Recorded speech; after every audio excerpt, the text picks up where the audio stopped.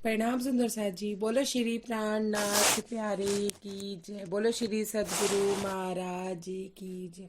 बोलो श्री राम रतन महाराज की जय। साथ जी शोभा देखिए, कर कुर्बानी आतम वार डारो नख सिखलो, ऊपर धाम धनी खसम,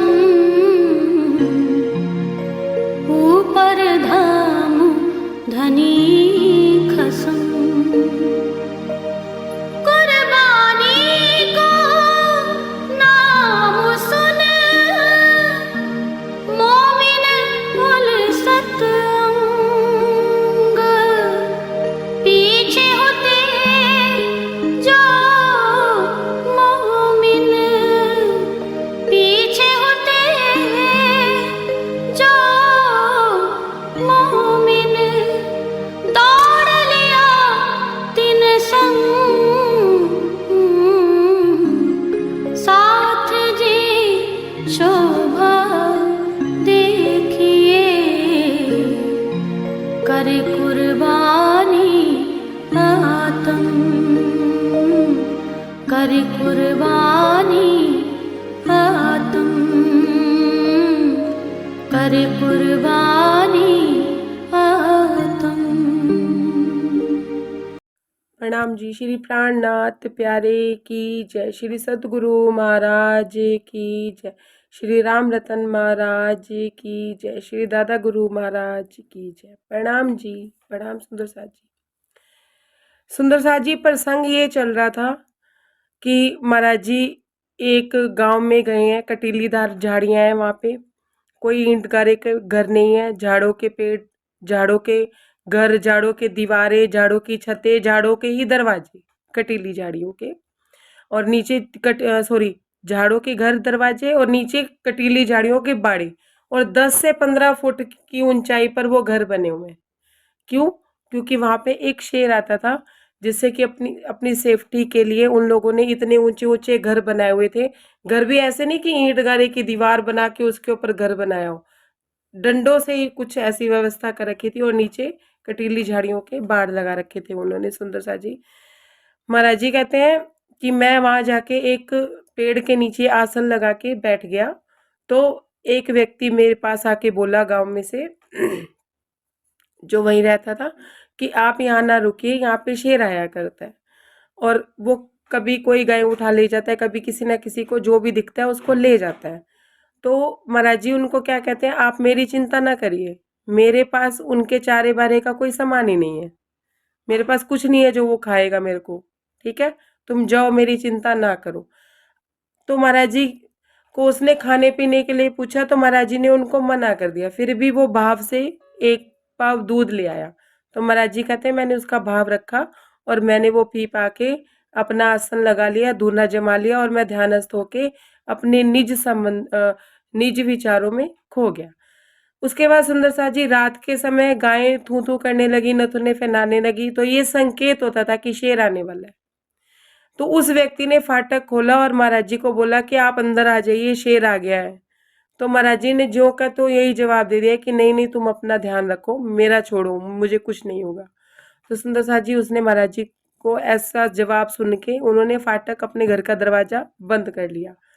शेर आया, धुने से बच के खड़ा हो गया। महाराज जी कहते हैं 3 बार आया और मुझे देख के मुझे टेरता रहा, थोड़ी देर तक देखता रहा, और फिर चला गया। उसके जाने के बाद ऐसे ही करते करते दिन निकल गया। दिन निकलते ही वो व्यक्ति आया उनके पास, और उनको क्या कहता है कि आपने हमारी एक गाय बचवा दी, नहीं तो इसका आना तो रेगुलर है, इसने तो रोज आना ही होता है, और मेरी एक गाय ले जाता है, हमारी एक गाय ले जाता है। मैं आपका पूरा खर्चा करूंगा, सब उठाऊंगा, आप यहीं रुको, नहीं आप जाइए मत इस गांव से। तो महाराज जी कहते हैं, ना मैं कोई नौकर हूँ और ना ही मैं किसी का पहरेदार हूँ, मैं यहाँ नहीं रुकूंगा, मेरा एक ही यार है, मैं उसकी मस्ती में मस्त रहता हूँ। सुंदर सा जी, ये प्रसंग मैंने पूर्णिमा दीदी और स्नेहा दीदी के लिए रिपीट किया है, आप बोर मत होइएगा। क्योंकि 3 दिन हो गए ना इस प्रसंग को चलते हुए। तो सुंदर साथ जी हमारा यहाँ तक हो गया था, मैं फिर भी रिपीट कर देती हूँ थोड़ा सा पीछे का, कि ये वाला प्रसंग पीछे वाले प्रसंग से जुड़ा हुआ है। थोड़ा सा पीछे का थोड़ा सा ले लेती हूँ, ज्यादा नहीं। इश्क में डूबा सो डूबा, डूबा हो गया, इश्क जिसका जैसा वो वैसा हो गया। सुंदर साथ जी महाराज जी ये कहना चाह रहे थे कि सत्य की बात को भीड़ में कोई नहीं सुनता।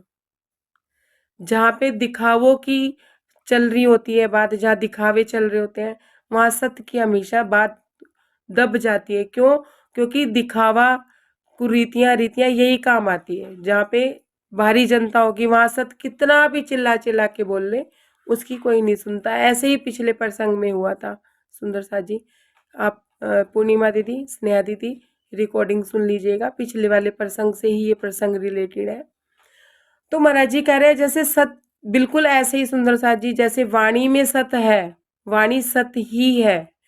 वाणी महाराज मतलब हमारे लिए शाब्दिक अर्थ, शाब्दिक रूप में वाणी है, और महाराज जी की रहनी ही वाणी थी। ठीक है। तो महाराज जी कहते हैं कि अभी तक किसी ने भी वाणी के मतलब समझ लीजिए कि वाणी में जो सत्य का भेद है, सत्य का जो रास्ता है, वो हमारे अगुओं ने कभी हमें बताया ही नहीं है, हमें कभी समझाया ही नहीं है। उन्होंने हमेशा वाणी को तोड़ मरोड़ के अपने स्वार्थ के हिसाब से वाणी के शब्दों को तोड़ा मरोड़ा है। सत्य की राह कभी किसी ने दिखाई नहीं है। अगर सत्य की राह दिखाई होती तो एक आधा सुंदर सा तो परम धाम में पहुंचा होता, और परमहंस के उपाधि लेके वो उस पे वो दूसरे सुंदर साथ को भी रास्ता दे रहा होता है सुंदर साथ जी। तो महाराज जी के कहने का भाव ये है कि जैसे ही उस दरोगा ने महाराज जी की बात नहीं सुनी थी, महाराज जी उनको बोल रहे थे, और उस दरोगा ने जनता को भी नहीं बताया था कि यहाँ पे मेला भरोगे तो यहाँ पे नुकसान हो जाएगा, तुम्हारी जान को भी नुकसान है। अगर वो जनता को भी बता देते तो जनता भी अलर्ट हो जाती। लेकिन उसने क्या कहा, नहीं नहीं, हम इसमें मेरा खेल नहीं है, हम सब लोग मिलके ही इस मेले को लगाते हैं, तो पूरी कमेटी रिलेटेड है। मतलब कि सारे अगुए एक ही थाली के चट्टे बट्टे हो जाते हैं। सबको पता है कि ये सेवा के लालच में कर रहा है और ये सेवा के लालच में कर रहा है, या इसका कोई और स्वार्थ है। तो इसलिए उनको आपस में ईर्ष्या द्वेष होती है। जो अगुए हैं उनको ईर्ष्या द्वेष होती है सुंदर साथ जी। सत्य को सत्य से कभी ईर्ष्या नहीं होती है। सत्य को सत्य से कभी डर नहीं लगता है। क्यों? क्योंकि सत्य में डर होता नहीं है। अब यहाँ कटीली झाड़ियों के से भाव क्या था सुंदर साथ जी? कटीली झाड़ियों से भाव था जब महाराज जी ने उन मेले को लगने के लिए मना किया था, और इतनी जाल माल की हाली भी हुई, दरोगा ने उनकी बात भी नहीं सुनी। तो महाराज जी कहते हैं हंसा आपको ही नहीं आ रही है, सबको आ रही है आवाज। सबको आवाज आ रही है ना? सबको हाँ। आ रही है, सबको आ रही है। तो महाराज जी कहते हैं कि मेरे हृदय में ईर्ष्या द्वेष ये सारी चीजें भर गई थी। मुझे ये दुख भी हो रहा था, मुझे दरोगा पे गुस्सा भी आ रहा था, मुझे इस बात की ईर्ष्या भी हो रही थी कि इन लोगों ने जनता को तो बता देना था कम से कम। तो महाराज जी कहते हैं मैं घने जंगलों में घुस गया। और महाराज जी क्या कहते हैं, अपनी ही धुन में घने जंगलों में घुस गया और मैं अपने धनी के इश्क में डूब गया। सुंदर सा जी वाणी क्या है? इश्क का मतलब एक गंजानगंज सागर है। अब उसमें से आप क्या चुन रहे हैं वो डिपेंड ऑन यू, कि आप इश्क में जो वाणी में डूब गया, वाणी में डूब गया, अपनी रानी में डूब गया, वो तो डूब ही गया, उसका निकलना तो मुश्किल ही हो गया। लेकिन अब महाराज जी कहते हैं इश्क जिसका जैसा वो वैसा हो गया। अब उसने जिसने वाणी में से कुछ शब्द चुन लिए, ज्ञान चुन लिया, उस ज्ञान के माध्यम से अपना जीवन चला रहा है, अपना जीवन यापन कर रहा है, तो वो वैसा ही हो गया। जैसा जिसने चाहा वो वैसा ही हो गया। सुंदर सा जी अब यहाँ कटीली झाड़ियों से जो मतलब है वो महाराज जी का ये है कि ऐसे अगुओं की शरण में, ऐसे गुरुओं की शरण में जब हम लोग होते हैं, जो कटीली झाड़ियां हैं, मतलब कटीली झाड़ियां खुद ईर्ष्या द्वेष गुस्सा या अपनी विषय वासनाओं से ऊपर उठे ही नहीं है, उन गुरुओं की शरण में हम हैं। ये समझ लीजिए जो घर उसका था वो एक समझ लीजिए गुरु है, और उसके आश्रय में एक सुंदर साथ जो उसके अंदर वो व्यक्ति रह रहा था। महाराज जी क्या है? सत्य है, और वो शेर क्या है? वो माया है। ठीक है। और सत्य क्या है सुंदर सा जी, वाणी भी अभी भी हमारे हृदय से बाहर ही है, इसलिए हमारे अंदर अभी उतरी नहीं है। अगर उतर जाती तो हमारा जीवन परिवर्तन हो जाता। तो महाराज जी क्या है, घर से बाहर है, उन गुरुओं से अलग थलग बैठे हैं, बिल्कुल अलग हैं और एक अकेले हैं। सत्य हमेशा अकेला ही होता है, उनके साथ खड़े कम ही लोग होते हैं। दुनिया भी अपने मायावी संसार में भी अपने देखते हैं, क्या देखते हैं कि सत्य हमेशा अकेला ही होता है। बाद में उसके बल को देख के, उसके ताकत को देख के सब उसके पीछे आ जाते हैं, वो बात अलग है, लेकिन सत्य अकेला ही होता है। सुंदर सा जी, यहाँ क्या बात हो रही थी, ये बात हो रही थी कि अब वो व्यक्ति आया, उसने महाराज जी को बोला शेर आने को हो गया, गायों ने थू थू कर दी, ऐसे फू फू अपने नथुने फुलाने लगी, संभारने लगी, घमाट जो भी होती है, इनकी जो भाषा होती है। तो महाराज जी कहते हैं उस व्यक्ति ने मेरे को किवाड़ खोल के क्या कहा, पहले तो उसने आके मुझे खाना वाना पूछा, जहाँ हमें सुंदर सा जी सत सत दिखता है, चाहे वो हमारे ग्रुप का ना भी हो, तो वो हमें प्यारा लगता है ना, सुंदर साथ लगता है ना। जो सुंदर साथ एक्चुअल में राजी में लगा और हमारे ग्रुप का ना हो, हमें क्या फर्क पड़ता है वो हमारे ग्रुप का है या नहीं है, हमें तो सत नजर आ रहा है ना, हमें राजी नजर आ रहे हैं। तो महाराज जी में भी उनको मतलब कुछ अच्छा लग रहा था, तो महाराज जी को वो बार बार पूछ रहा था आप कुछ खाएंगे, आप कुछ खाएंगे। तो महाराज जी कहते हैं मैंने मना कर दिया, लेकिन फिर भी वो मेरा भाव रखने के लिए, मेरे भाव के लिए वो दूध ले आया और मैंने उस दूध को पी लिया। इसे कहते हैं सुंदर साथ जी सेवा। अब जब तक वो रात बीते ना बीते, लेकिन जब तक महाराज जी वहां बैठे थे, उस व्यक्ति को महाराज जी को से कोई स्वार्थ था, कोई स्वार्थ था नहीं था। वो महाराज जी को बचाना भी चाहता था, महाराज जी के बारे में भी सोच रहा था, ध्यान से समझिएगा। और महाराज जी को की सेवा में वो दूध भी ले आया, जबकि महाराज जी ने मना भी कर दिया। तो उसको कोई स्वार्थ भाव तो नहीं था ना, निस्वार्थ भाव से कर रहा था सुंदर सा जी। तो महाराज जी कहते हैं मैंने भी उसका भाव रखा और हमें भी सेवा निस्वार्थ ही करनी है, ऐसे नहीं सोचना है ये इस ग्रुप का है या उस ग्रुप का है या ये सुंदर साथ, सुंदर साथ है। अब महाराज जी क्या कहते हैं आगे, ध्यान से सुनिए। महाराज जी कहते हैं अर्धरात्रि को कुछ क्या हुआ, खलबली हुई, गौएं संभारने लगी। वो महाराज जी ने, वो उस व्यक्ति ने फाटक खोला अपने गेट का और महाराज जी को बोला कि आप बाड़े में आ जाइए, शेर आ गया। महाराज जी ने क्या कहा, शेर आ चुका है बाबा, अंदर आ जाओ, यूं बोला। महाराज जी कहते हैं हमने उसे पूर्व सा उत्तर देकर खामोश किया। महाराज जी कहते हैं मेरे पास कोई चारे बारे का सामान नहीं है, उसका कोई चारा बारा नहीं है। सुंदर साथ जी, शेर के लिए चारा क्या हो सकता है। अब अगर हमारे सामने शेर आ जाए और वो हमें खाना चाहे तो उसके लिए चारा बारा क्या हो सकता है, कोई बताएगा। कल मैंने बता दिया, लेकिन मैंने स्नेहा दीदी और पूर्णिमा दीदी को भी ये बात समझानी है, इसलिए मैं पूछ रही हूँ आप लोगों से, क्योंकि कल मैंने बता दिया था। मुझे बताइए चारा बारा क्या है शेर के लिए।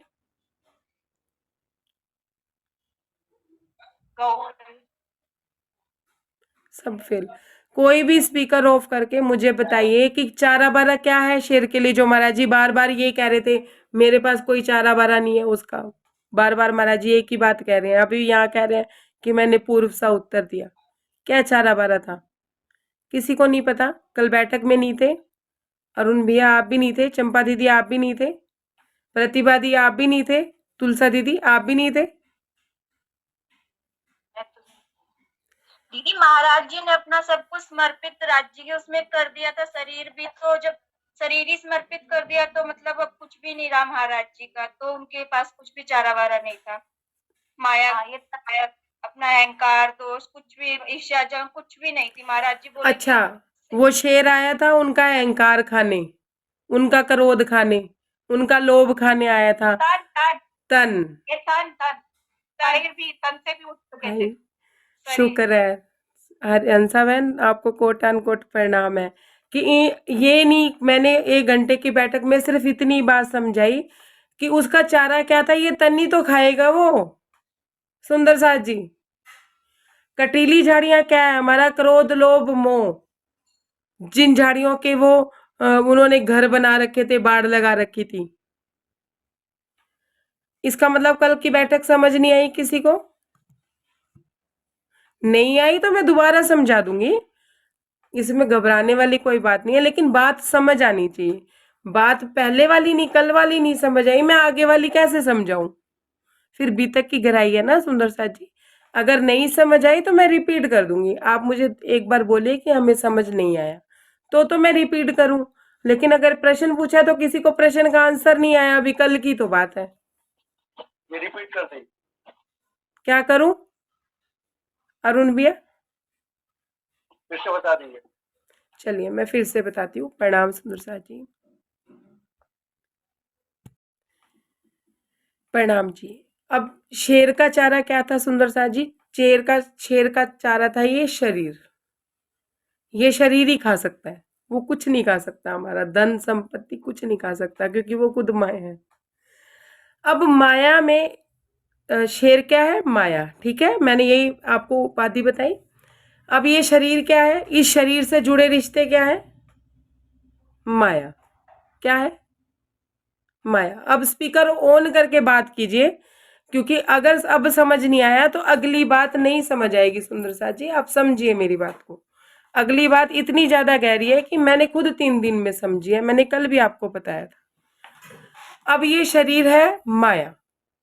शेर क्या है? माया का मतलब माया पर हार करेगी। किस पे करेगी? शरीर पे करेगी।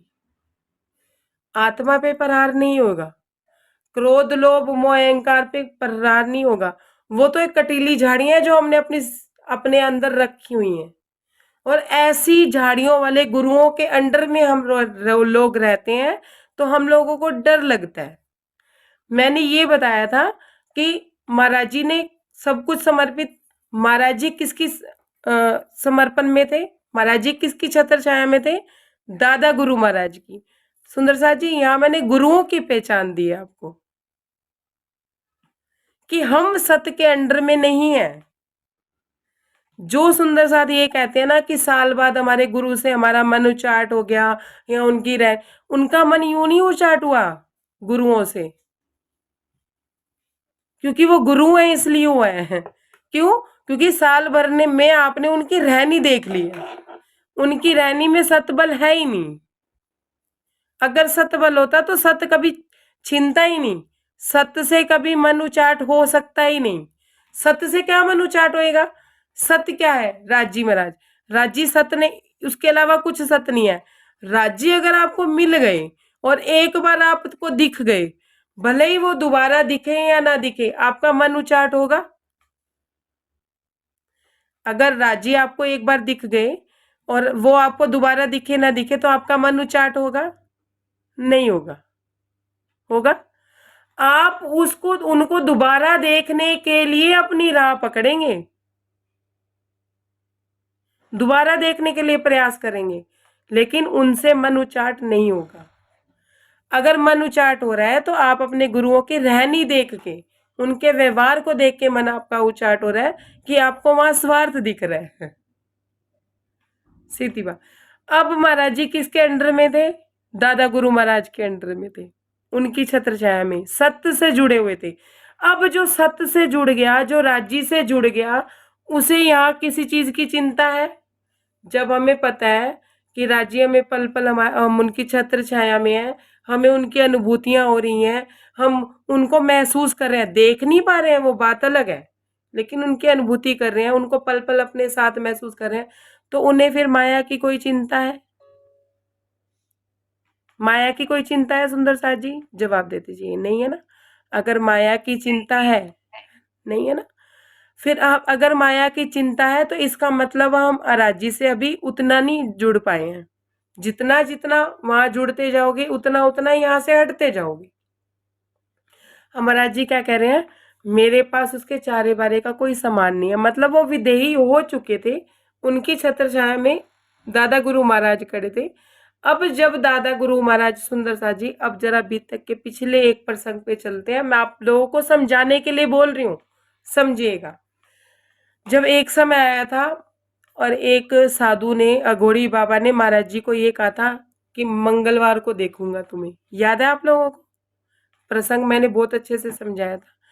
महाराज जी वहां से बहस कर सकते थे, लेकिन वहां से निकल गए। वहां से निकल के उन्होंने एक पहाड़ पे प्राण त्यागने का प्रण कर लिया था। सुंदर सा जी, याद हो आपको, खाना पीना बंद कर दिया था और महाराज जी ये कह के बैठ गए थे कि तू मिलेगा तो ठीक है, नहीं तो मैं प्राण ही त्याग दूंगा। मैं पिछला प्रसंग इसलिए ले रही हूँ क्योंकि कल आप लोगों को बात नहीं समझ आई थी, है ना।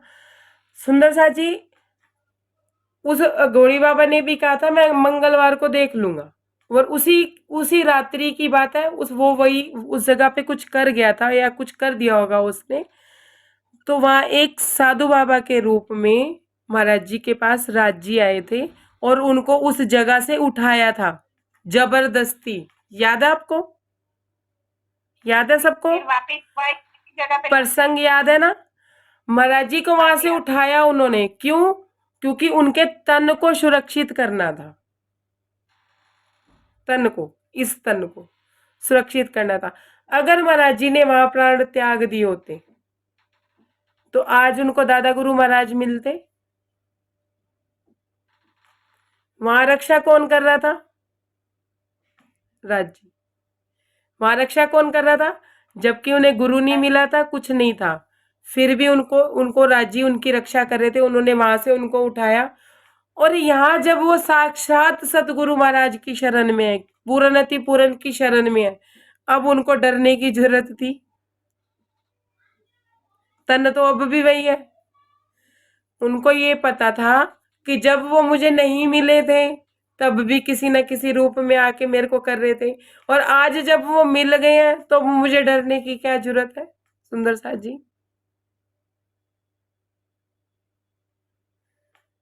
और अब हम देख लीजिए, अब हम मन मंथन में परेशान हो रहे हैं, मन मंथन में टेंशन हो रही है, हमें मन मंथन में डिप्रेशन हो रहा है। जिस सुंदर साथ को अभी तक ये बात नहीं समझ आई कि महाराज जी तन से विधेयी कैसे हुए, वो बात अभी वो दोबारा पूछ सकते हैं, क्योंकि वही बात है, अगली बात भारी है। किसी को बात अगर नहीं समझ आई तो वो यहीं पे पूछ सकता है प्रश्न, मैं कह रही हूँ उनको, और अगर आ गई है तो मैं आगे बढ़ूं। मुझे परमिशन दीजिए। आगे बढ़िए, आगे बढ़िए, आगे बढ़ूं? तुलसा दीदी बोलिए, आप कुछ बोलना चाहते थे? समझा दीजिए एक बार, दोबारा से समझा समझो। विदेही होने का। अब आप समझ लीजिए, ऐसे समझ लीजिए, माया से ही समझाती हूँ, माया में ही फंसे हुए हैं, ऐसे समझ तो हमें आएगी नहीं। जब हम राज्य से नहीं जुड़े हुए थे, मतलब राज्य से जुड़े हुए थे लेकिन हमें राज्य से हमारे संबंध की पहचान नहीं थी, वाणी पढ़ रहे थे, सब कुछ कर रहे थे। स्नेहा दीदी आप भी ध्यान से समझिएगा, पूर्णिमा दी आपके लिए भी है, आप लोगों के लिए रिपीट करा रहे हैं महाराज जी, नहीं तो ये प्रसंग हो चुका। कि ये समझिए कि जब हमें राज्य से हमारा संबंध नहीं पता था, भले ही हम राज्य से जुड़ चुके थे, ठीक है, और हम वाणी भी पढ़ रहे हैं, सब कुछ कर रहे हैं, और नहीं भी पढ़ रहे हैं, दूसरे धर्मों में भी लगे हैं, किसी भी परिस्थिति को देख लीजिए, जब तक हमारा राज्य के हमारे संबंध का नहीं पता, तब तक की बात मैं बोल रही हूँ।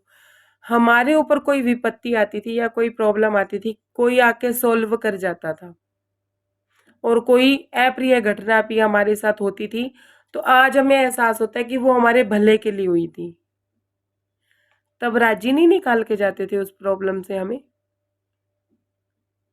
राजी निकाल के जाते थे या नहीं निकाल के जाते थे? अब जवाब दीजिए मुझे। किसी ना किसी रूप में राजी तो आते थे। महाराज जी की ये कंडीशन थी तब, जब वो एक पहाड़ी सॉरी एक पत्थर के पास बैठ गए थे, मतलब एक छोटी सी चट्टान के पास ये सोच के बैठ गए थे, कह के कि अब मैं अपने प्राण त्याग के ही उठूंगा।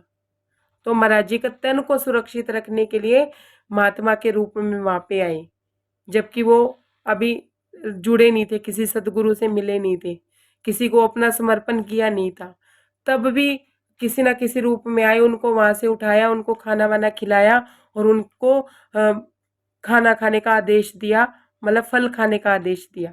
तो महाराज जी ने फल खाना शुरू किया था, नहीं तो महाराज जी 5 दिन में एक बार खाना खाया करते थे। तो भी अब समझिए कि जब हम राज्य से नहीं जुड़े थे तब भी राज्य हमारी रक्षा कर रहे थे, बाल्य से बुढ़ापे तक मेरे सर पे खड़े सवाल। अब आज पे आ जाइए, आज हमें राज्य से हमारा संबंध पता है, आज हमें पता है, हमें वाणी मिल गई, हमें सब कुछ मिल गया, और हम राज्य को समर्पित है। कहीं ना कहीं हमारे मुंह से आह भी निकलती है, हम कहते हैं राज्य, राज क्षमा जी, राज क्षमा जी। दर्द होगा तो राज्य, तकलीफ होगी तो राज्य, खुशी होगी तो राजश्यामा जी, गम होगा तो राजश्यामा जी, कोई भी बात हो, जब हमें पता है अब राजश्यामा जी हैं, अब हमें डरने की जरूरत है। अब वैसा डर लगता है जैसा आज है, आज जैसी परिस्थिति हमारी है वैसी है। महाराज जी ने किसको समर्पण किया था? सदगुरु महाराज को। किसको? दादा गुरु महाराज को, जो पूर्ण अति पूर्ण सदगुरु थे सुंदर साथ जी। अब हमने किसको समर्पित किया हुआ है अपने आप को? अगुओं को। किसको? एक तन को, एक शरीर को। हमने राज्य को थोड़ी ना समर्पित किया हुआ है अपने आप को। फिर वो गुरुओं वाली बात आ जाएगी, मैं वो बात ज्यादा कहना नहीं चाहती। इसीलिए हम माया में डरते हैं, घबराते हैं। अगर हमने राज्य को उनके अंदर, गुरुओं के अंदर बैठे उनके स्वरूप को पहचान के अगर हमने समर्पण किया होता तो हम डरते घबराते नहीं सुंदर साथ जी, हमारा बल बढ़ता। अरे आने दे, शेर आ रहा है, अरे आने दे, माया आ रही है, आने दे, देखते हैं क्या करेगी। आ रही है ना, हमें दिख रहा है कि हमारे ऊपर दुख आ रहा है, अरे आने दे, देखते हैं धनी क्या करते हैं, कोई लीला होगी। सुंदर साथ जी, राज्य हमारे साथ लीलाएं तो करते हैं, लीलाएं नहीं करते? जब वो हमें छेड़ रहे होते हैं कि एक सपोज ऐसे छेड़ रहे हैं, मुझे जैसे छेड़ते हैं ना ऐसे छेड़ते हैं। अब मुझे शेरपुर जाना है जैसे 25 तारीख को, तो कभी तो भैया कह देंगे हाँ चले जाओ छुट्टी है, कभी कह देंगे नहीं जाओ। मैंने कहा हाँ राज जी, ये कौन होता है कहने वाला? आप मुझे छेड़ रहे हो कि छुट्टी दे भी रहे हो और नहीं भी दे रहे हो। हाँ जा, नहीं ना, हाँ ले जाना होगा तो उन्होंने कौन सी छुट्टी और कौन सी नौकरी, ले जाना होगा तो फिर तन छुड़वा के भी ले जाएंगे, जब जाना होगा तो कोई नौकरी शोकरी होगी, कुछ नहीं होगा।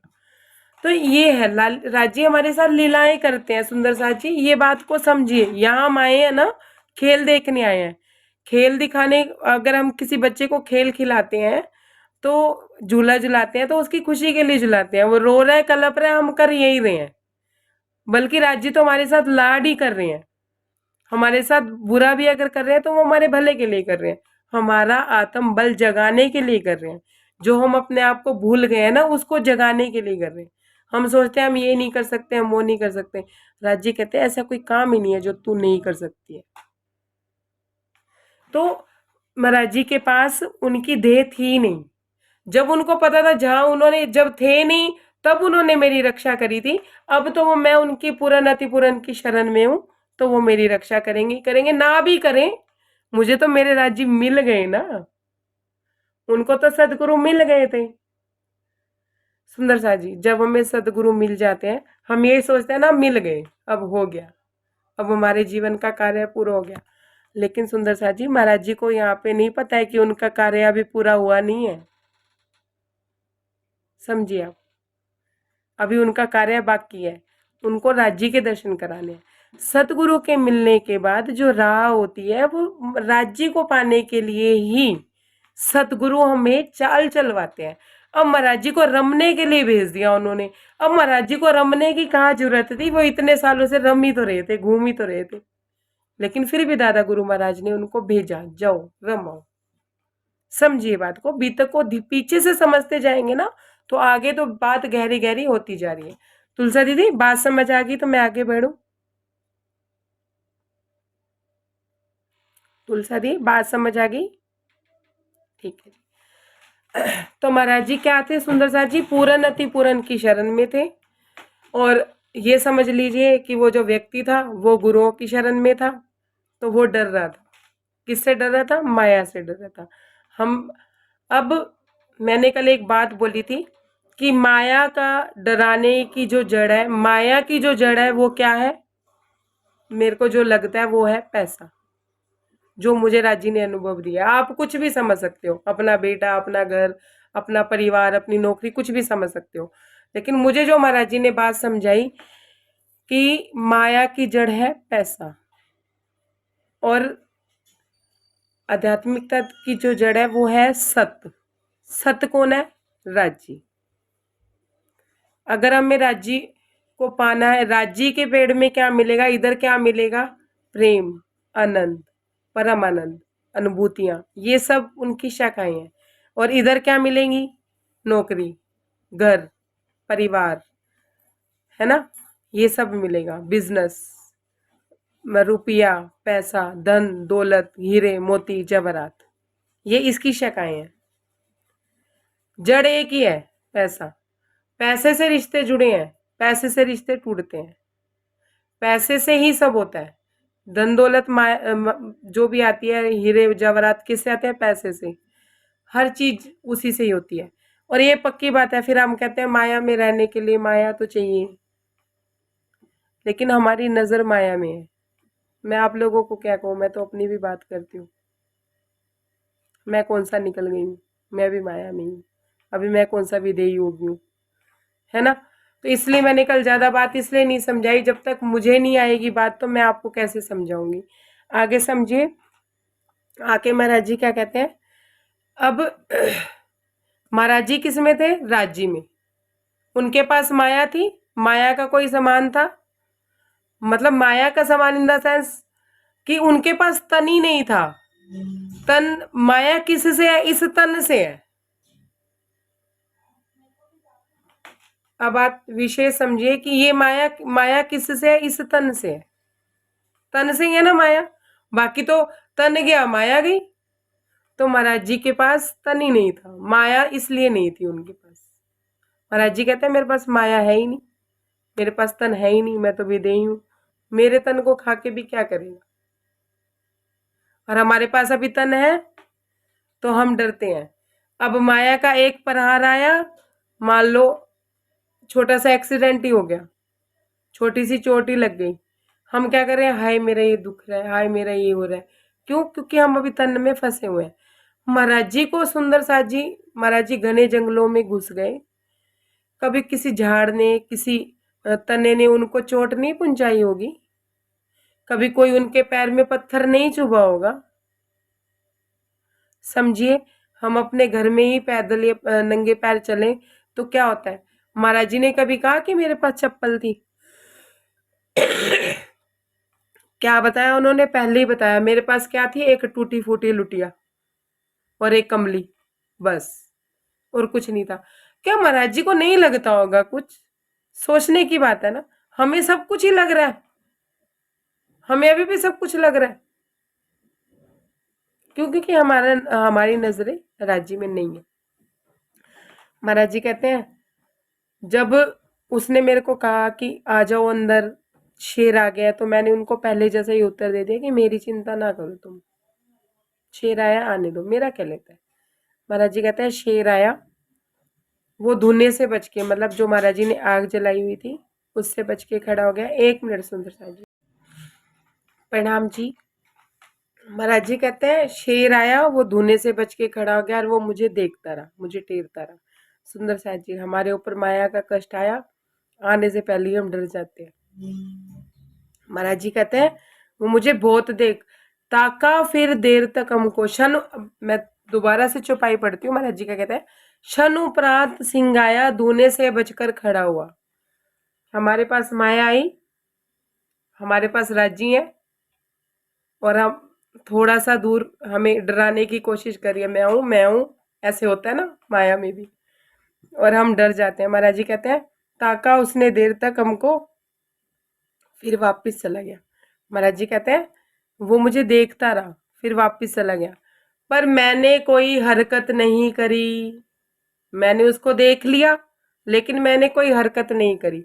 सुंदर साथ जी, हमारे पास माया है ना, हम पहले ही डरने मरने शुरू कर देते हैं। हाय नौकरी चली गई, नौकरी तो चली गई, दूसरी नौकरी के लिए पहले ही जद्दोजहद शुरू हो जाती है। ये नहीं पता होता कि राजी ने कुछ और सोच रखा है।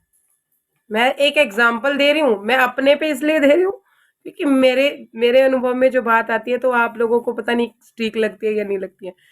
अभी पता है क्या है, आप समझिए तुलसा दीदी, आप ऐसे समझिए, काम की हमें जरूरत रहती है क्योंकि हमने घर चलाना होता है ना। तुलसा दीदी आप समझिए बात को, और आप अपने अपने बिजनेस से समझ लीजिए या अपनी अपनी कंडीशन से समझ लीजिए।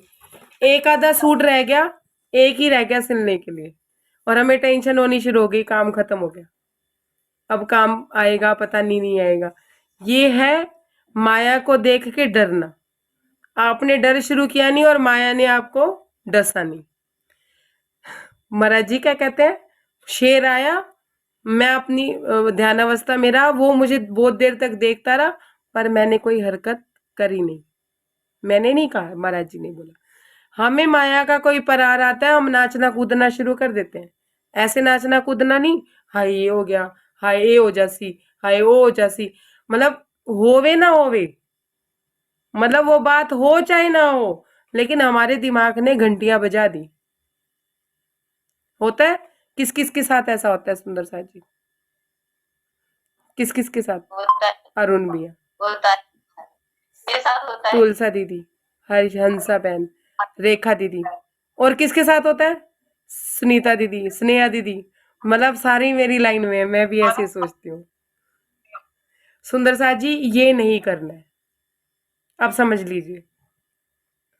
अगर राजी पे भरोसा है, क्या होगा? सूट नहीं मिलेगा तो रोटी नहीं मिलेगी।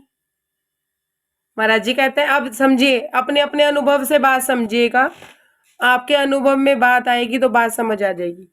मैं वैसे रिपीट कर रही हूँ, पता नहीं स्नेहा दीदी पूर्णिमा दीदी ने सुनी होगी या नहीं, मैं दोबारा से बोलती हूँ। एक चींटी है, इतना सा दाना खाती है खाने में। एक हाथी है, मन भर खाता है। एक शेर है, एक मन उसको मांस चाहिए। वो जानवर है, अब समझिए, वो जानवर है, उन्हें कुछ करना नहीं पड़ता, सिर्फ उन्होंने घूमना है, वो करना है। तो सुंदर साथ जी, क्या उनको खाना नहीं मिलता? स्नेहा दीदी, उन्हें खाना नहीं मिलता? पूर्णिमा दी, खाना नहीं मिलता उनको? मिलता है। कोई जह तो जाता है उनको, उनका पेट भर गया, उनका उस समय का हो गया, टेंशन खत्म। हम लोगों को एक समय में मिल गया, हमारी टेंशन बढ़ गई, अगले टाइम कैसे मिलेगा? ये है अविश्वास।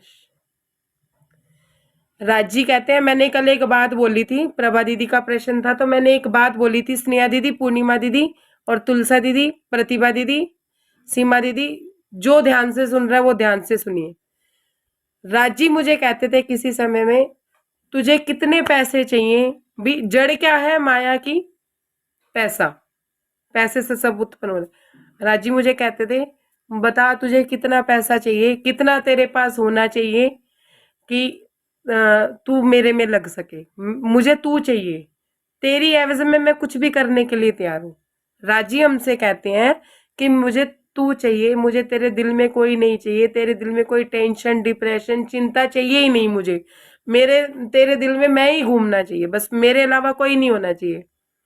मैं पर पुरुष को देख ही नहीं सकता, कोई भी, कोई पर को तू सिंहासन पे बिठाए, मेरे बस की नहीं है ना? मैंने एक बात बोली थी कि महाराज जी ऐसा कहते हैं, जिसका कोई नहीं उसका खुदा है यारो, जिसका कोई नहीं होता हम कहते हैं ना उसका खुदा है, लेकिन ये चेतावनी भी है कि जिसका कोई नहीं होता उसका ही खुदा होता है, और उसने बड़े बड़े सिंहासन पे बड़े बड़े लोगों को बिठा रखा है, तो खुदा कहता है इसे बिठाई रख, मैं जा रहा हूँ। अब राजी आप लोगों से पूछते हैं कि कितना धन आपको चाहिए कि आप मेरे में लग सको, कोई माया का दुख है, टेंशन डिप्रेशन ना हो? आप मुझे कोई जवाब दे सकता है? 10 लाख, 20 लाख, 1 करोड़, कोई लिमिट है? आपके मन से पूछिएगा, कोई लिमिट है? मैंने कल भी ये प्रश्न किया था। अब हमने चालाकी चली, ये समझो मैं नहीं चली, मैं अपने आप को ही कहूंगी जी, मैं किसी को नहीं। मैंने चालाकी चली, मैंने महाराज जी से क्या कहा, अब मुझे पता नहीं, अगर मैं 10 लाख मांग लूं, पता चला आगे 20 लाख का कोई खर्चा आ जाए, मैं 50 लाख मांग लूं, आगे चल के फिर कोई ऐसी बात हो जाए, 50 लाख कितना टाइम चलेंगे? मतलब कोई लिमिटेशन नहीं। हम लोगों ने क्या स्वार्थ किया, मैं अपनी बात कर रही हूँ जी, आप सब लोग तो बहुत अच्छे सुंदर सा। मैंने क्या स्वार्थ किया, महाराज जी मैं आप में ही लगी रहूंगी, बस मेरा कोई काम रुकना नहीं चाहिए, और वो चाहे 5 का है चाहे 50 लाख का है, मेरी टेंशन नहीं है। सुंदर साथ जी, ये ऑप्शन ज्यादा सही है या ऑप्शन ज्यादा सही है? क्या ऑप्शन ज्यादा सही है, जल्दी बताइए, टाइम ना खत्म कीजिए। भी ये ऑप्शन मैं एक ही बार आप मांग लूं, एक ही बार मांग लूं, लास्ट वाला, लास्ट वाला ऑप्शन सही है ना? लास्ट वाला ऑप्शन सही है। अब हमें क्या चिंता, एक समय हमारा कोई काम अटका, राजी ने निकाल दिया, मैंने मकान लिया, मैं अपने पे ही बता रही हूँ फिर से, मैंने मकान लिया, पैसे कम पड़े, राजी खुद आए, उन्होंने मेरे को पैसे दिए, मकान ले लिया। दीवार टूटी, फिर कुछ ना हो, कुछ हुआ, वो हो गया। फिर ये हुआ, वो हुआ, कुछ भी, फीस है, ये है, वो हो गया। अब कुछ ना कुछ कुछ ना लगी कुछ रहती मतलब निपट गया, ठीक है, होता रहा। है। फिर टेंशन कुछ लगी डिप्रेशन है, रहती इसका मतलब जब आपको एक समय का खाना अच्छे से मिल गया, आपका कोई काम रुक ही नहीं रहा, आपके काम पता नहीं कहाँ कहाँ से हो जाते हैं, फिर भी टेंशन डिप्रेशन है। मतलब राज्य से प्रॉमिस तो नहीं निभाया ना, कि काम तो निकल मेरे ही हिसाब रहे से हैं। बताइए, राज्य से कोई प्रॉमिस निभाया? काम तो सुंदर साथ जी निकल ही रहे हैं, किसके अटके? राज्य के भरोसे पे जो हैं, उनके कोई काम रुके? नहीं रुके, लेकिन फिर भी चिंताएं हैं। फिर हम क्या कहते हैं, दुख हमें लेना है, हम अपने दुख को पालते हैं। कैसे? अच्छा, खाने का हो गया, अब नौकरी नहीं है। अच्छा, खाना खा लिया, नौकरी नहीं, अरे नौकरी नहीं है, अपना काम है, आ ही जाएगा कहीं ना कहीं से। अब ये नहीं आप, मतलब जबरदस्ती जबरदस्ती अपने अपने आप हम अपने दुख को पाल रहे हैं। क्यों पाल रहे हैं? क्योंकि हमें राज्य में नहीं लगना है, हम राज्य से चोरी कर रहे हैं। राज्य हमारे काम निकलवा रहे हैं, हम चाहे मांगे चाहे ना मांगे। अब हमें पता है हमें मांगना नहीं है, राज्य अपने आप करने वाले हैं, हम मांग भी नहीं रहे हैं, हम इधर सोच भर रहे हैं काम को। मेरी बात सुनिएगा ध्यान से, जिनको राज्य की सानिध्यता महसूस हो रही है उस वो समझिए। हम इधर सोच रहे हैं कि हमारा ये काम हो जाए, मतलब नहीं, आप सोच रहे हैं कि ये काम, बस अभी आपने काम सोचा ही है, उधर आपको पता चला आपका काम हो गया है। किया ऐसा हो होता जाता है? ऐसा होता है सुंदर हाँ सा जी? जब ऐसा होता है तो इसका मतलब राजी है, राजी कर रहे हैं, हाँ उन्होंने करवाया है, आपने सोचा पर और काम हो गया। फिर आप क्या कह रहे हैं? हाँ। फिर आप दुख ले रहे हैं, टेंशन ले रहे हैं, तो इसका मतलब आप टेंशन को पाल रहे हैं। आपको पता है आपका मूड खराब है और आपने कोई हंसी खुशी का गाना सुनना है, लेकिन आप सैड सॉन्ग सुन रहे हैं। भूल जाते हैं, पता भूल जाते हैं, टेंशन हो जाती है, भूल जाते हैं और दुख हो जाता है, फिर बाद में सोचते हैं कि अरे हाँ तो राज्य हमारे साथ है, सब सही हो जाएगा, तो फिर मन भी कर जाता है, फिर अच्छा लगता है कि सब हो जाएगा, लेकिन उल्टा भूल जाते है, हैं तो दुख होता है बहुत। उल्टा बोल रहे हो दीदी आप, तुलसा दीदी आप उल्टा बोल रहे हो कि जब टेंशन डिप्रेशन होता है ना तो हम राज्य को भूल जाते हैं। अरे भाई, राज्य भूल को जाते भूल, आप समझिए, आप राज्य को भूलते हो तो ही टेंशन डिप्रेशन होता है। हाँ भूल जाते फिर और ज्ञान आता है कि हम तो राज्य में कुछ नहीं होगा, हमें तब ही जाके होता है, अच्छा लगता है, और कुछ भी ध्यान, टेंशन आता तो भूल जाते, ध्यान आपको नहीं आता है, राज्य ध्यान टेंशन दिलवाते हैं। मेरी बात सुनिए सुंदर सा जी, ध्यान से हाँ सुनिएगा। अभी इसी बात पे आते हैं, जिसका कोई नहीं उसका खुदा है यारो। जिसके पास कोई नहीं है उसका तो खुदा है, ये सारे ही जानते हैं कि कहीं ना कहीं उसको कुछ ना कुछ उपाधि रहती है। उस कंडीशन में सबके साथ ये कंडीशन आई होगी, एक बार ध्यान से अपने अपनी अपनी अपनी बीतक देखिएगा, सब अपनी अपनी बीतक देखिएगा, बैकग्राउंड में जाके एक बार आंखें बंद कर लीजिए और अपनी बीतक देखिए। 12,000 बीतकें हैं हमारी, एक बीतक मेरी भी, ठीक है? ऐसा सोच के अपनी अपनी बीतक देखिए और आंखें बंद कर लीजिए। जब हमारे पास कोई नहीं था तो राज्य थे ना? उस समय पे हमने सोचा था कि जिसका कोई नहीं होता उसके राज्य होते हैं, और हमने राज्य की शरण पकड़ ली थी। हमें एहसास हो गया था कि इस दुनिया में कोई हमारा है ही नहीं सिवाय राज्य के, ठीक है? वो समय राज्य के प्रेम में, राज्य के सानिध्य में, राज्य की लगन में कट गया। सुंदर सा जी, समय की आदत है बीतना। अब आपके पास क्या हुआ? समय परिवर्तन हुआ, राज्य ने आपको सहारा दिया, आपको दोबारा से उठाया, दोबारा से बनाया, दोबारा से आपकी परिस्थितियां ठीक हो गई और आपके पास सब वापिस आ गए, सब रिश्ते नाते वापिस आ गए, सब लोग वापिस आ गए, जो नौकरी छुटी हुई थी वो भी वापिस आ गई, बल्कि उन्होंने मिन्नतें करके आपको नौकरी पे बुलाया, रिश्तेदारों ने आपको बुलाया, या जो भी जो चीजें आपसे छूटी थी वो सब आपके पास वापिस आ गई। उस समय आपने जो गलती करी वो गलती नहीं करनी है। अब सुधार भी सकते हैं क्या? जब जिसका कोई नहीं उसका तो खुदा है, लेकिन अगर जब सब लोग वो वापिस आ गए, सुंदर सा जी, राजी की जगह पे आपने उनको बिठा दिया, तो राजी कहते हैं अब बिठा ले, मैं तेरा नहीं हूं, चल छुट्टी। ये चेतावनी भी है। जिसका कोई नहीं उसका खुदा है ना यारो। तो ये समझो कि जिसका कोई नहीं है ना, खुदा भी उसी का ही है। अब हमने वापस, हमें नौकरी चाहिए, वापस हमें ये चाहिए वो चाहिए, क्यों चाहिए? अब जीवन राज्य के लिए, मतलब अपने स्वार्थ के लिए तो राज्य को ये कह दिया मेरा कोई नहीं है, मेरे लिए आप हो। अपना स्वार्थ निकल गया तो राज्य को ये बता दिया अरे आप हो ना हो, मेरा रिश्तेदार वापस आ गए, मेरी नौकरी वापस मिल गई। बिल्कुल ऐसे ही दीवार टूट गई, नौकरी है बच जाएगी।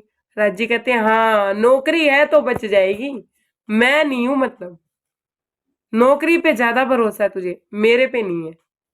सुंदर साथ जी, मैंने अपनी बात बताई थी ना कल, जब जब मन ऐसा कह के कचोटने लगे ना राज्य के लिए, तो समझिए राज्य अंदर से कह रहे हैं कि मतलब मैं नहीं हूं तेरे लिए, नौकरी सब कुछ हो गई। समझ आ रही है बात? अब समझ आई? अपनी अपनी बीतक देख के समझ आई? उस समय तो अपने स्वार्थ के लिए राज्य को समर्पित कर दिया, हम समर्पित। और जब कुछ सही हो गया तो राज्य साइड में हो लिए, चिंता हो रही है काम की, धंधे की। काम धंधे तो उस टाइम भी चौपट हो गए थे, काम धंधा तो तब भी नहीं था, रिश्तेदार तब भी नहीं थे। अरे जब काम धंधे चौपट होते हैं ना, मैंने ये अपनी अपनी परिस्थिति देखी है, जब काम धंधे चौपट होते हैं ना, सबसे पहले रिश्तेदार भागते हैं कि कोई मांग ना ले, कुछ कह ना दे। फिर जब वो रिश्तेदार काम वापस सेट हो गए, अरे परिवर्तन है समय का, ये तो राज्य ने दिखाने के लिए कि तेरे पास मेरे अलावा कोई है ही नहीं। अब समझ आ रही है बात? मतलब कि हम अपने स्वार्थ के लिए राज्य को यूज कर रहे हैं सुंदर साथ जी। अभी हमारी वही बात, बाहरी जब सब कह रहे हैं ना कि राज्य को पाने की इच्छा रखो, राज्य से कुछ मत मांगो, ये बात को सुन लीजिए। ये गहरी बात थी, कल भी मैं बताना चाह रही थी, लेकिन ये बात सुंदर साथ को समझ नहीं आई थी, तो मैं आगे नहीं बढ़ सकती थी। अभी आज भी ये बात समझ नहीं आएगी तो मैं आगे नहीं बढ़ूंगी सुंदर साथ जी। मैं ये टॉपिक को यहीं रखूंगी, क्योंकि इसके आगे का और भी कह रहा है। हम बाहरी अवस्था में है सुंदर साथ जी, बाहरी रूप में हमें राज्य चाहिए। अंदरूनी अभी इच्छा नहीं है राज्य को पाने की, अंदरूनी इच्छा अभी भी माया को पाने की है। समझिए इस बात को, अभी माया है हृदय में। बाहरी रूप में हमने कह दिया राज्य परम तत्व है। अब मन को क्या चाहिए? अच्छा अच्छा। मन कभी बुरा चाहता है? आप बताइए, मन कभी बुरा चाहता है?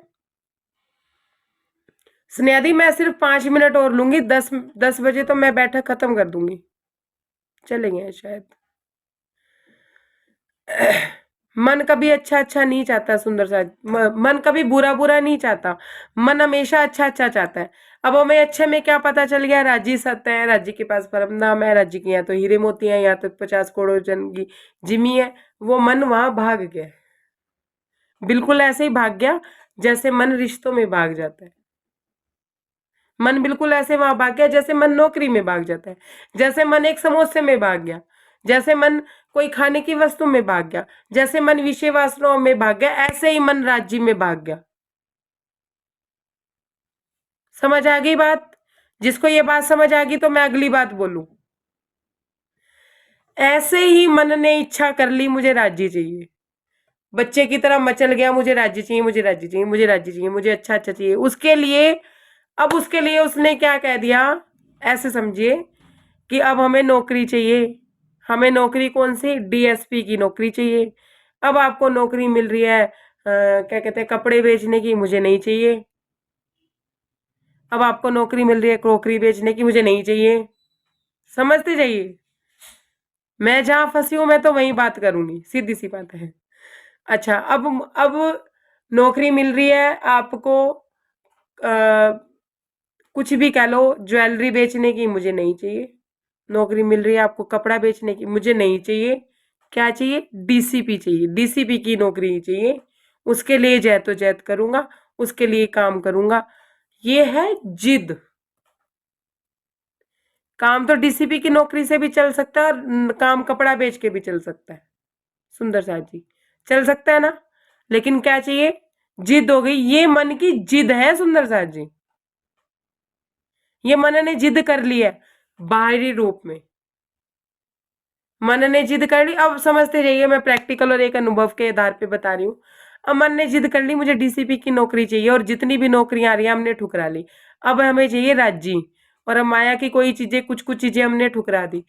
अब लगी भूख, पेट को भूख लगी, प्यास लगी। अब डीसीपी बनने वाला बंदा क्या कह रहा है, चल यार कर ही लेते हैं कपड़ा बेचने की नौकरी, कम से कम रिस्पेक्ट तो है ही। झाड़ू झाड़ू लगाने की नौकरी तो नहीं मिल रही, बर्तन बांजने की नौकरी तो नहीं मिल रही, वेटर गिरी तो नहीं मिल रही। उससे तो अच्छा ही है ना, शोरूम में जाके बैठेंगे, एसी के नीचे बैठेंगे, मजदूरी तो करने को नहीं मिल रही, फिर भी कुछ ठीक है। क्यों, भूख ने सताया और वो कपड़ों की नौकरी कर ली। चाहिए क्या थी, डीसीपी की नौकरी, सेक्रीफाइस हो गया। और हमने, हमें राज्य चाहिए, हमें राज्य चाहिए, हमें राज्य चाहिए। जब लगी भूख, अरे छोड़ राजी रुजी, थे भूख लगी हुई है, चल पहले कुछ खा लिए। अब कुछ खाने के लिए बनाने घुस गए, कमाने घुस गए, परेशान हो रहे हैं। ये हो रहा है हमारे साथ सुंदर साथ जी। और एक्चुअल में ये हो रहा है या नहीं हो रहा है, आप बताइए।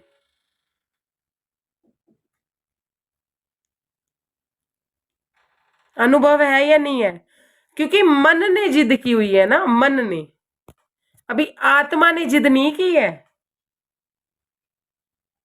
अंदरूनी जरूरत नहीं है, बाहरी जरूरत है।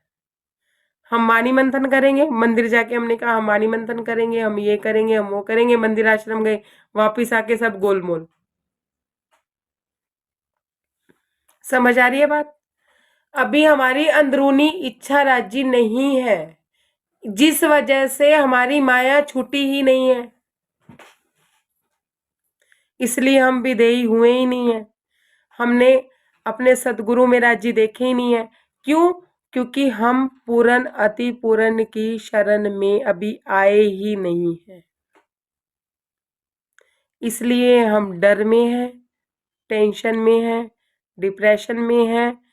क्यों, क्योंकि अभी हमें राज्य का भरोसा ही नहीं है। हमारा मन चाहता है कि राज्य मिले, हमारी आत्मा भी नहीं चाहती है राज्य मिले।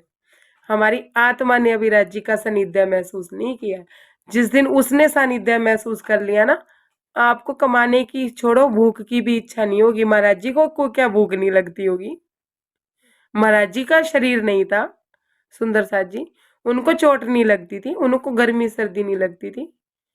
वो विदेही कैसे हुए, वो विदेही ऐसे हुए कि उनकी आत्मा की भूख थी, उनकी रूह की भूख थी। हमारी मन की भूख है। मन ने किया ये खा लो, मन ने किया वो खा लो, मन ने किया ये खा लो।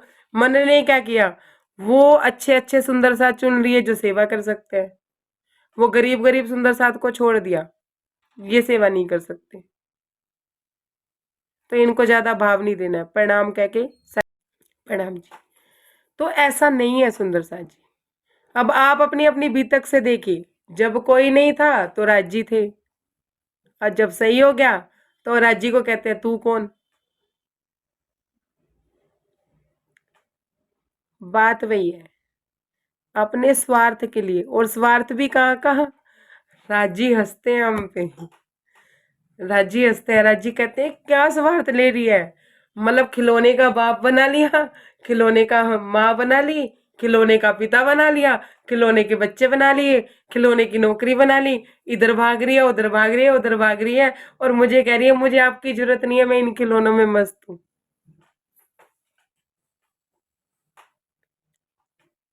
क्या लगी रहे, लगी रहे, लास्ट तक सिंहासन से जब ये लोग नहीं उतरते ना, तो फिर राजी नहीं आते। राजी कहते हैं मैं उसका हूं जिसका कोई नहीं है। समझ आती है बात, समझ आ गई। अपने आप से जो मन मंथन करते हैं, वो अपने मन से प्रश्न उत्तर भी करें, प्रश्न उत्तर करें, लेकिन बहस नहीं करें। अब बहस कर रहे हैं कमाने के लिए। अब बहस कैसे होती है? कमाने के लिए ये करना पड़ेगा, वो करना पड़ेगा, कितना करना पड़ेगा। अपने मन से पूछो तुझे कितना चाहिए, कितने में तू खुश हो जाएगा, कितना दूं मैं तुझे? वो कहेगा 20,000, रख लो 20,000। अब समझो कि मन मन को कह दो ले दिए तेरे को 20,000, चल। मन है ना, कल्पना है, उड़ानी तो है। हाँ दिए तुझे। मन कहेगा नहीं नहीं, 20,000 से तो कुछ भी नहीं होगा, कम से कम 20 लाख तो हो। चल ठीक है, मैं कमा लूंगी, मैं 20 लाख तुझे दे दूंगी। फिर उसके बाद तू संतुष्ट हो जाएगा? अरे नहीं नहीं, 20 लाख तो 20 दिन भी ना चले जब हम शॉपिंग करने जाएंगे, ये लेना है, वो लेना है, वो करना है, वो करना है। मन आपको टिकने ही नहीं देगा। सीधा बोल, राज्य में लगना है या इसी में धक्के खाने हैं कमाने दमाने में? तो जब तेरी कोई सीमा ही नहीं है। ऐसे समझिए, एक पत्नी अनाप शनाप खर्चा करती है, पति कहता है कि मैं तुझे इतने पैसे दूंगा, लिमिटेशन बांध देता है पत्नी के लिए। ध्यान से समझिएगा ये बात कि एक पति ने लिमिटेशन बांध दी, भाई ये अब फिजूल खर्च करती है, मैं तुझे 10,000 रुपये महीना दूंगा, बस मैं इससे ज्यादा नहीं दे सकता, तेरा मन है इसमें कर, तेरा मन है मत कर। अब वो पत्नी दिन रात कलप रही है, पिट रही है, वो पति उसके साथ खाना भी नहीं खाता है। क्यों? क्योंकि उसको ये है कि नहीं मुझे पैसा और चाहिए, मुझे पैसा और चाहिए है। और पति को भरोसा भी नहीं रहा है कि कि हाँ भी ये फिजूल खर्च नहीं करेगी। पति उसके पास आएगा? नहीं आएगा। ज्यादा ज्यादा क्या करेगा? तू खुश नहीं रहती, ये ले पैसा, तेरे को घर अच्छा दे दिया, तेरे को राशन अच्छा दे दिया, तेरे को खर्च करने के लिए पैसे दे दिए। तो अपने क्या करेंगे? वो पत्नी की नहीं सुनेगा? सुनेगा? चाहे वो कितना मर्जी बोल ले, कितना मर्जी कर ले, नहीं सुनेगा ना वो पत्नी की। पत्नी पति को अगर पता है कि पत्नी फिजूल खर्च करती है और 50,000 हो चाहे मैं 1 लाख दूं, इसने उड़ा ही देने हैं। अब हमारा मन है हम उसे 1 लाख रुपए दे दे चाहे 50 लाख रुपए दे दे, उसने तो उड़ा ही देने हैं।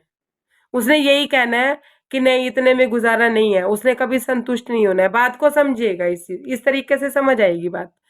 ठीक है? तो अब पत्नी पति की सुने, सॉरी, पति पत्नी की सुनेगा कि जो 50 लाख भी उड़ा दे रही, लाख भी उड़ा दे रही। एक लिमिटेशन बांधने के बाद, एक लिमिटेशन बांधने के बाद वो पत्नी की नहीं सुनेगा, चाहे वो कितना भी कुछ कह ले। एक स्टोरी सुनाती हूँ, उसके माध्यम से बात मुझे लगता है ज्यादा समझ आएगी। तो एक बार, मैं वैसे समय खत्म हो चुका है, मेरे पास भी समय नहीं है, सिर्फ मुश्किल से 10 से 15 मिनट की स्टोरी है, सुन लीजिएगा। 15 मिनट नहीं, शॉर्टकट में सुना देती हूँ।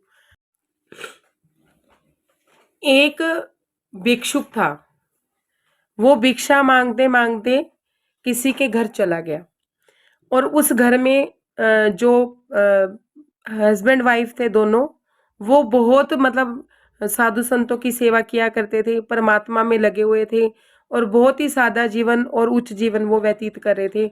मतलब इतना भाव उनका होता था कि कोई साधु संत आता था तो उनकी गुरुओं जैसी वो उनकी सेवा किया करते थे, सुंदर साथ जी। तो वो भिक्षुक जब उनके घर गया तो वो साधुओं से इतना प्रेम भाव रखते थे कि जो उनके घर आता था उनको घर जैसा ही लगता था।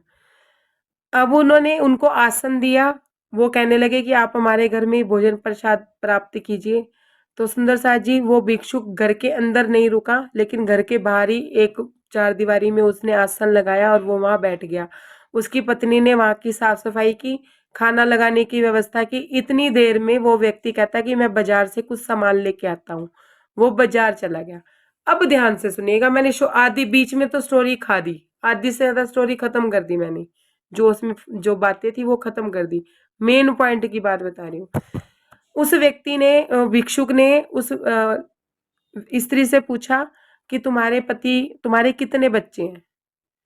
उसने कहा मेरे 3 बेटे हैं। ध्यान से समझिएगा। अच्छा, उन्होंने कहा तुम्हारे पति क्या करते हैं? क्या मेरे पति बिजनेस करते हैं और वो यहाँ के ना मतलब सबसे रिच व्यक्तियों में आते हैं, मतलब यहाँ से सबसे मतलब उनके पास अनाप शनाप पैसा, धन दौलत की कोई कमी नहीं है। सुंदर सा जी, फिर उन्होंने पूछा, उन्होंने क्या पूछा था, 1 मिनट। ऐसे करके उन्होंने 2-3 बातें उन्होंने और पूछी कि तुम क्या करते हो या तुम घर पे क्या रहती हो? वो कहती जी मैं तो घर पे ही रहती हूँ, सेवा पूजा करती हूँ, ये करती हूँ, वो करती हूँ। इतने में वो व्यक्ति आया। ये व्यक्ति बहुत खुश हुआ कि उसकी पत्नी ने उनके आगे खाना-वाना लगा दिया था, साफ-सफाई हो गई थी।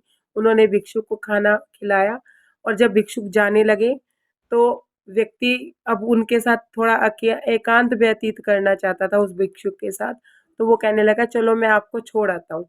थोड़ी दूर के लिए उनके साथ गया, तो उस भिक्षुक ने उस व्यक्ति से पूछा कि तुम्हारे कितने बच्चे हैं? उन्होंने कहा 1। ध्यान से सुनिएगा। उन्होंने कहा तुम्हारी इनकम कितनी है? तो उन्होंने कहा हाँ सॉरी, उसमें एक प्रश्न ये भी पूछा था उन्होंने उनकी पत्नी से कि तुम्हारे बच्चे-वच्चे कहाँ हैं? तुम्हारी आयु क्या है? उन्होंने कहा कि अब तो हम बूढ़े वृद्ध हैं, हमारे बच्चे-वच्चे तो सब अपने आप में सेटल हैं, कि अब हमारी उम्र इतनी है। जैसे उन्होंने बता दी होगी 95 साल या 80 साल उस समय हुआ करती थी। तो वो भिक्षुक ने उनसे पूछा कि तुम्हारी इनकम क्या है? ध्यान से समझिए। उन्होंने कहा मेरी इनकम मात्र 20,000 रुपए है। फिर उन्होंने पूछा तुम्हारी आयु क्या है? तो उसने क्या कहा मेरी आयु 25 वर्ष है। और देखने में तो वृद्ध था ही। 95 साल का 90-95 साल का बंदा था और वो अपने आप को 25 साल का बता रहा है। बच्चे उसके बड़े-बड़े हो चुके हैं। तो ना वो भिक्षुक ने बड़ी शांति से उनको बोला कि आप मुझसे झूठ क्यों बोल रहे हैं? आपको मुझसे झूठ बोल के क्या मिलेगा? आपके उन्होंने कहा महाराज मैंने आपसे क्या झूठ बोला है? उन्होंने कहा मैंने आपकी पत्नी से पूछा था तो उन्होंने कहा मेरे 3 बच्चे हैं। आप कह रहे हो मेरा 1 ही बच्चा है। अब ध्यान से सुनिएगा उस व्यक्ति के आंसर। ध्यान से सुनिएगा, बात समझ आ जाएगी। उन्होंने कहा मैंने 1 इसलिए बोला कि बाकी जो 2 पुत्र हैं वो हमें कभी देखते ही नहीं है, कभी वो हमारी सुनते ही नहीं है। लेकिन हमारा 1 पुत्र है जो हमारी देख-रेख भी करता है, वो हमारी सुनता भी है। हम उसी को ही अपना बच्चा मानते हैं, बाकी तो हमने दान दक्षिणा में दिया हुआ है। ऐसा ही होता है ना जो बच्चा माँ बाप का कहना मानता है वही अपना होता है। बाकी अब जब कोई सुनता ही नहीं है तो उस बच्चे को भी माँ बाप पालते हैं लेकिन वो भाव नहीं होता। समझ गए? अब उन्होंने कहा कि तुम्हारी इनकम तुम्हारी पत्नी ने बोला कि तुम यहाँ के रिच लोगों में से हो, सबसे ज्यादा पैसा ही तुम्हारे पास है, तो फिर तुमने मुझसे झूठ क्यों बोला कि तुम्हारी मैं तुमसे कुछ लेना थोड़ी ना चाहता था, मैं तो तुम्हें कुछ और बताता इसलिए मैं पूछना चाह रहा था। तो उस व्यक्ति ने बोला कि मैं मानता हूँ कि मैं यहाँ के इस ग्राम का संपन्न व्यक्तियों में सबसे संपन्न मैं ही हूँ, लेकिन मैंने अपनी इनकम की एक लिमिटेशन बांधी हुई है सुंदर सा जी। ध्यान से समझिएगा, हमारी लिमिटेशन क्या है? जितनी इनकम होगी उसमें से 20% राज्य को देंगे या 10% देंगे या 5% देंगे या अपनी सुविधा के हिसाब से देंगे। लेकिन वो व्यक्ति क्या कहता है मैंने अपनी लिमिटेशन बांधी हुई है कि इसी 20,000 के अंदर मुझे घर खर्च भी चलाना है, रिश्तेदारी भी निभानी है और इसी में से मुझे इकट्ठा भी करना है। तो उसने बोला बाकी का धन? क्या बाकी का धन मैं परोपकार में लगाता हूँ, साधु संतों में लगाता हूँ। किसी के पास भोजन नहीं होता उसको भोजन दे देता हूँ, किसी के पास वस्त्र नहीं होते वस्त्र दे देता हूँ। तो वो उस इनकम को मैं अपनी मानता ही नहीं हूँ सुंदर सा जी। फिर उस भिक्षुक ने बोला सबसे बड़ा झूठ तो तुमने मुझसे ये बोला कि तुम्हारी आयु 25 वर्ष है। उन्होंने कहा उनको प्रणाम किया और उनको कहा कि आप मेरी बात का भाव नहीं समझे। मेरी भले ही उम्र 95 वर्ष है, लेकिन मैं 25 वर्षों से ही परमात्मा में लगा हूँ।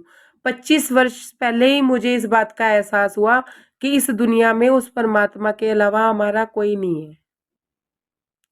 जिसका कोई नहीं उसका खुदा है यारो। ये बात मुझे 25 वर्ष पहले महसूस हुई और 25 वर्ष से मैं इन लोगों की सेवा ये सोच के कर रहा हूँ कि ये मेरे हैं नहीं, ये परमात्मा ने मुझे सेवा दी है, मैं उनकी सेवा समझ के कर रहा हूँ। मैं अपना समझ के नहीं कर रहा हूँ किसी को, मेरा कोई अपना नहीं है एक परमात्मा के अलावा। तो मैंने अपनी वो बाकी जो ज़िंदगी थी ना जो मैंने व्यर्थ गँवा दी, वो व्यर्थ ही मानता हूँ मैं 25 वर्ष की अपनी आयु मानता हूँ सुंदर सा जी। अब देख लीजिए हमने अपनी ज़िंदगी कितनी व्यर्थ की है। उस भिक्षुक ने उस गृहस्थ व्यक्ति के चरण पकड़े और उनको प्रणाम करी कि मैं आपकी बात को नहीं समझ पाया। सुंदर सा जी। और हम लोग जब हमें पता चल गया हम किसी जब कोई किसी का नहीं होता, उसके बावजूद भी हम अभी तक अपनी आयु खराब कर रहे हैं, अपनी उम्र खराब कर रहे हैं, सेवा नहीं समझ रहे हैं, निस्वार्थ सेवा नहीं कर रहे हैं। कर तो वो भी रहा था, गृहस्थी में तो वो भी रह रहा था। समझ आ गई बात कि मैं क्या कहना चाह रही थी? कहानी से थोड़ी बात स्पष्ट हो जाती है ना। समझ आ गई तुलसा दीदी? समझ आई? जिसको नहीं समझ आई वो पूछ ले। स्टोरी मैंने शॉर्टकट में बस पीक पॉइंट पे बात सुनाई है, बीच की बात मैंने इसलिए नहीं सुनाई, स्टोरी लंबी थी। लेकिन जो पीक पॉइंट था ये यही था कि अपने मन को किसी को नहीं समझाना है। अरे किसी को समझा के करना क्या है, अपनी मन स्थिति बदलो ना। अपने मन को एक लिमिटेशन में बांध दो, इतना ही है तेरे पास और मुझे इसके बाद का समय राज्य में लगाना है। तेरा मन है इससे काम चला ले, नहीं है तो उड़ता फिर।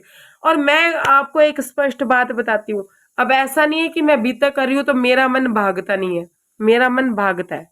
मैं क्या करती हूँ सुन लीजिए, मैं अपने अनुभव से बता रही हूँ तो आपके अनुभव में आएगी।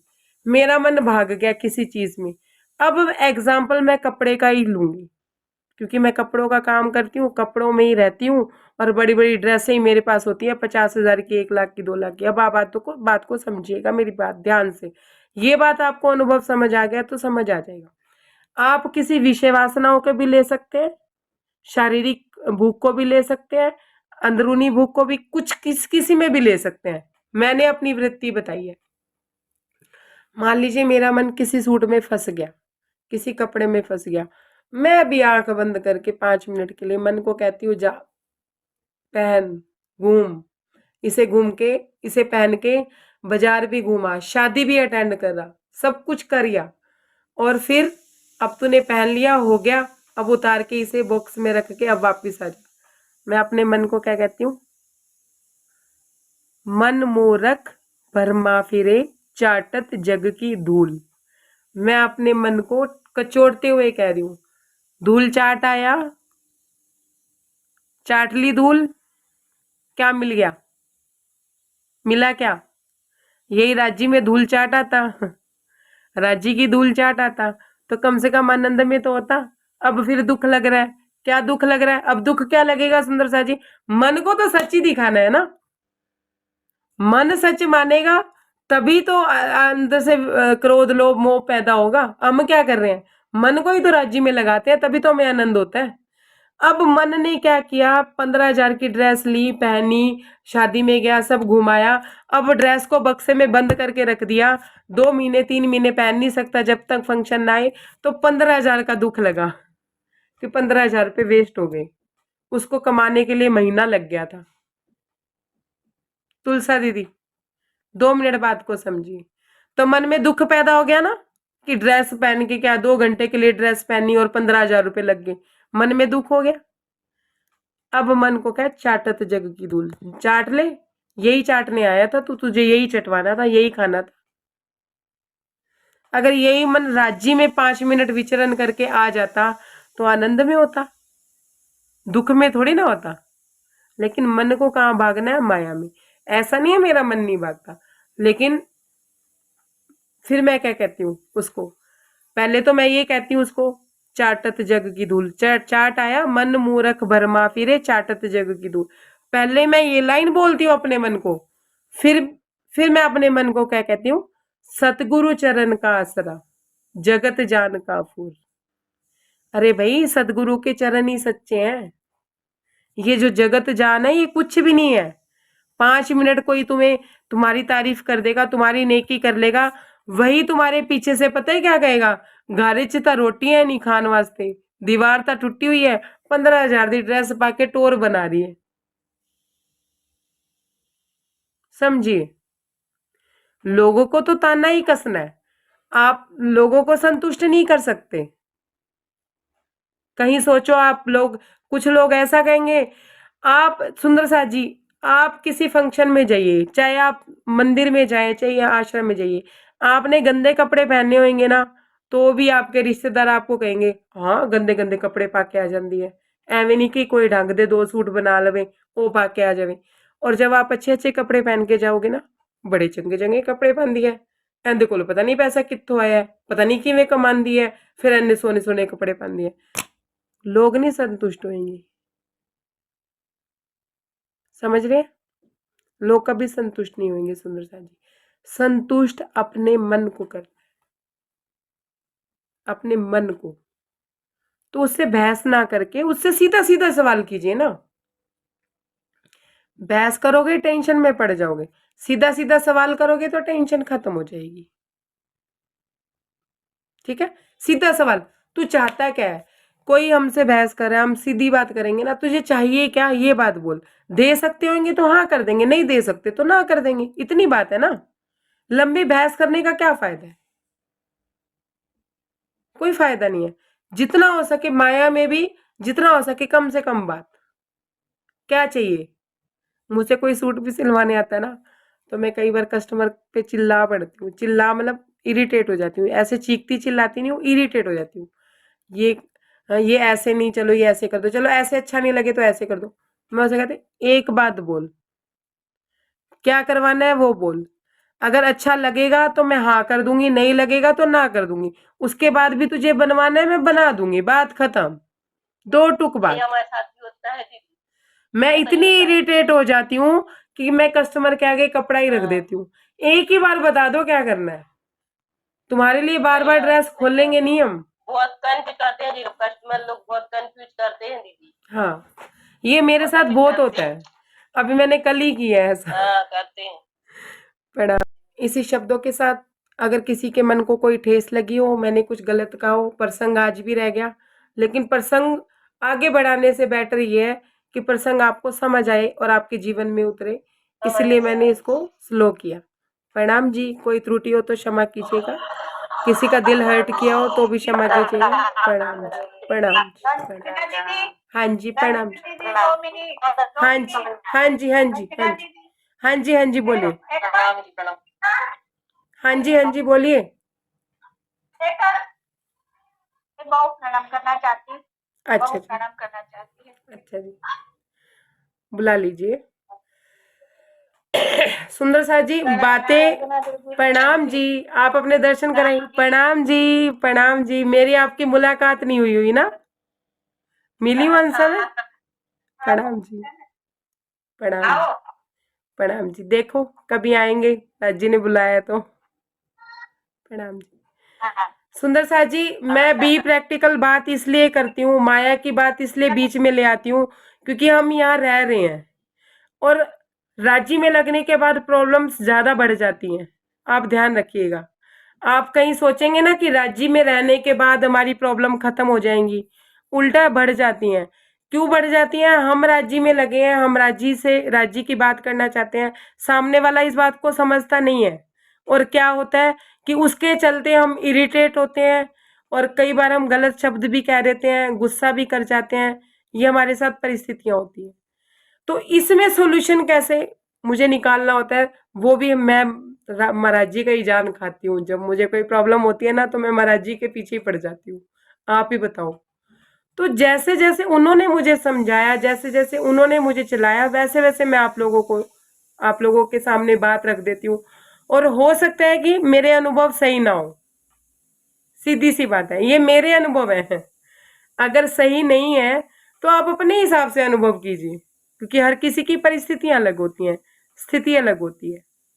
तो इस बीच अगर मैं कोई शब्द मेरे ऐसे हो, किसी को ठेस पहुंचती हो, तो उन लोगों से मेरी क्षमा है, उन सुंदर साथ से मेरी क्षमा है कि मैं अपने अनुभव के आधार पे बात बता रही होती हूँ और किसी को नहीं सेट बैठ रही है, किसी के दिल पे नहीं लग रही है, तो मैं उससे क्षमा मांगती हूँ कि विपरीत भाव भी हो जाता है ना, कई बार तीर उल्टा भी तो चल जाता है ना।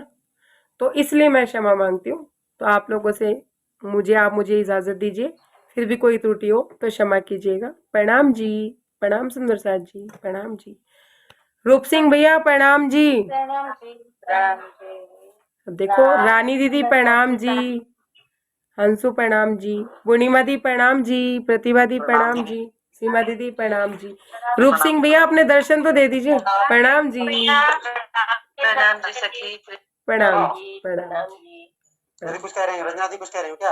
बस आपके दर्शन की अभिलाषा थी जी। प्रणाम जी, अंजना सखी प्रणाम। आपके दर्शनों की अभिलाषा थी। प्रणाम सुंदर साथ जी, प्रणाम जी, दर्शन ने करवा दिए प्रणाम। नेट इशू रहता थोड़ा, जब नहीं आ सकते हैं।